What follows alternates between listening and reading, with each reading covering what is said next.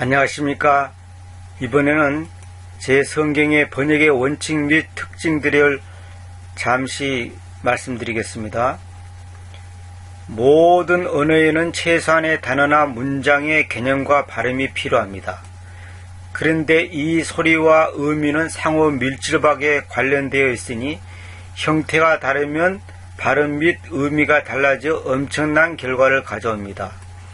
그래서 영어 고유의 문법을 쫓아 번역하였으며 문맥에 따른 다양한 번역들이 있을 수 있으나 기본적으로 성경 속의 용례를 쫓아서 한 단어 한 뜻을 번역 원칙으로 하였습니다. 대부분의 주요한 단어가 일관성 있게 번역 가능한 이렇게 되어 있습니다. 이 말은 뭐냐면 가능한 한 일관성 있게 한 단어 한 뜻으로 번역하였다는 뜻입니다. 누군가가 말했듯이 언어는 존재가 거주하는 집이라고 하는데 성경은 문자로 표현된 하나님께서 내주하시는 집입니다.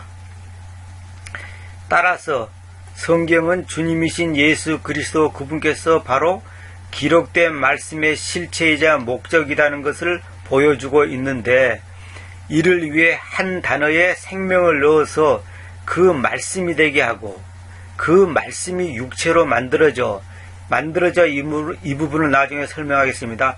육신이 되어가 아닙니다. 이건 나중에 제가 강의 별도로 하겠습니다. 육체로 만들어져 우리 가운데서 표현된 즉 현시된 예수 그리스도를 영원히 보존되는 하나님의 말씀에 의하여 이렇게 여기까지만 우선 설명하겠습니다. 이 말은 표현된 즉 현시된 예수 그리스도 이 말은 뭐냐면 보이지 않는 하나님이 보이는 하나님으로 나타나신 분이 예수 그리스도다 이 말입니다. 이 예수 그리스도를 기록된 말씀으로 표현된 것이 기록한 것이 바로 성경이고 우리가 보는 킹제임스 성경입니다. 이 예수 그리스도를 영원히 보존되는 하나님의 말씀들에 의하여 유일한 절대자요 창조자요 구원자요 주님으로 선포하는 데 있어서 단어라는 매개체를 조합한 글들과 문장에 의해서 인간의 눈과 귀를 통해 단지 지식을 공급하기 위해 주어져 있지 않고 예수님의 영과 생명을 공급하기 위해 주어져 있는 유기체입니다. 하나님의 말씀이 그렇다는 겁니다. 성경이 그렇다는 겁니다. 예수님의 영과 생명을 공급하기 위해 주어져 있는 유기체.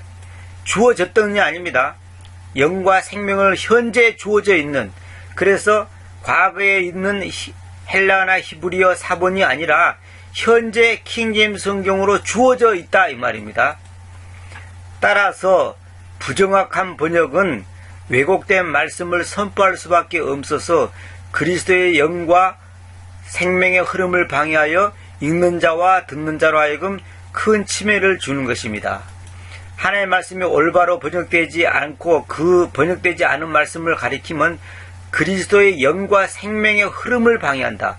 이 말은 뭐냐면 본래 뜻을 왜곡시킨 나머지 우리가 엉뚱하게 적용하고 엉뚱하게 해석함으로 말미암아 하나님의 뜻을 왜곡시킨다는 뜻입니다. 그러므로 기록된 말씀의 아무 예언도 어느 개인의 해석에 속해 있지 않기에 언어적 문화적인 독창성을 오늘의 우리에게 맞춘다는 생각으로 읽힘성을 강조한다는 명분으로 포도주를 막걸리로 혹은 빵을 떡으로 등 이렇게 사사로이 의역하거나 가감하여 너무 쉽게 이해하는 데 중점을 두면 나무를 보고 숲을 못 보는 어리석음을 범할 수 있습니다. 이 말은 뭐냐면 읽힘성 하다가 정확성이 떨어진 읽힘성은 아무 의미가 없습니다. 시대에 맞게 번역한다, 문화에 맞게 번역한다 해가지고 어떤 사람들은 부족에 가서 양을 갖다가 돼지라고 번역했다고 합니다. 절대로 그렇게 하면 안 됩니다. 포도주를 막걸리로 번역하면 안 됩니다. 빵을 떡으로 번역하면 안 됩니다. 이것은 절대로 그렇게 하면 안 됩니다. 그러니까 읽힘성을 강조한다는 명분으로 정확성이 결여된다면 그는 성경으로서 이미 가치가 없는 것입니다. 따라서 거의 모든 성경 번역자들이 채택한 동적 일치 기법, 이 말은 뭐냐면 개념이나 목적이나 부분이나 사상이나 영감, 이런 것들을 보다는 킹제임스 번역자들이 채택한 문자적 형식적 일치 기법을 택했다는 뜻인데, 다시 설명하겠습니다. 이것은 무슨 말이냐면, 동적 일치 기법이란 말은 뭐냐면, 개념이나 목적이나 부분이나 사상이 통하면 됐지 하면서 소위 말하는 의역을 하면 안 된다는 겁니다. 의역을 대부분이 번역했습니다. 그러니까 현대인의 성경이니 현대의 성경이니 세번역 성경이니 이런 것들이 전부 다 동적 일치 기법을 했습니다.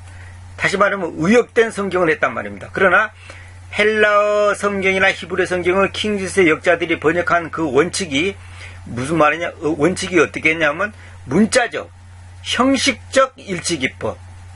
이걸 보고 소위 말해서 축자 영감이라고 하지 않습니까? 축자 영감에 따른 시제 등을 1:1 대응으로 직역하였습니다. 그게 무슨 말이냐면 이 하나의 말씀을 문자 그대로, 형식적 그대로 일치를 시켰다는 거예요. 이것이 뭐냐면 하나의 말씀을 옮겼다는 뜻입니다. 우리가 내 마음대로 그 말을 빼고 더하고 말을 바꾸고 순서를 바꾸고 그런 것이 아니고 그대로 했다는 겁니다. 이 킹지 역자들이 헬라어나 히브리를 배우신 분들은 아시겠지만은 거의 그대로 했습니다. 저도 이 킹지 역자들이 번역한 원칙대로 영어를 한글로 번역할 때 그대로 했습니다. 그리고 최고의 사전은 성경 자체이므로, 이 말이 중요합니다. 성경 자체이므로 진리의 말씀을 옳게 나누어 성경이 성경을 입증하고 해석함에 있어서 정확성, 일관성, 축자 영감성을 기본으로 삼아 역사적, 교리적, 영적 해석이 균형을 갖게 하며 우리의 삶 속에서 말씀이 결론짓게 함에 있어서 소홀함이 없게 하였습니다. 그러니까 하나의 말씀은 정확성과 일관성이 있어야 됩니다. 그래야지 교리적으로 맞습니다. 축자 영감성, 다시 말하면 문자 그대로 옮겼다는 뜻입니다. 그걸 기본으로 삼아서 역사적이고 교리적, 영적 해석, 다시 말하면 성경 해석은 역사적으로 맞아야 되고 교리적으로 맞아야 되고 영적으로 맞아야 됩니다. 영적은 딴 말로 교훈적이라 해도 같은 말입니다. 그러니까 역사적이면서도 교리적이면서도 영적이란 말입니다.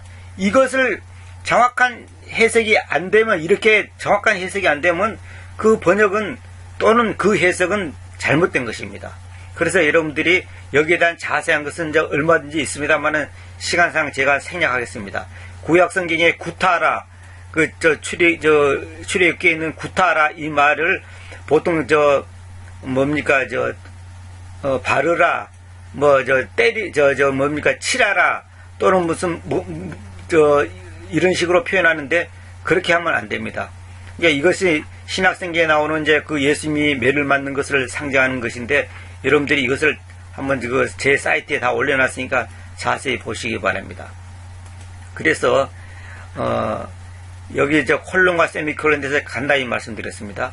히브리어나 헬라어를 영어로 옮길 때 문장의 흐름을 구별시켜 내용을 이해하는 데 있어서 매우 중요한 것이므로 성경 문자처럼 절대적인 권위를 가진 것은 아니지만 이것이 바로 킹제임스 성경이 다른 역본들과는 사본적인 차이와 더불어 빼놓을 수 없는 장점이자 특징이니 언어적 차이라는 이유로 이를 무시하고 번역하는 것은 킹제임스 성경이 독자들에게 전달하고자 하는 말씀의 흐름 및 권위를 약화시키는 결과를 초래해서 치명적인 오류를 범할 수밖에 없다고 사료됩니다.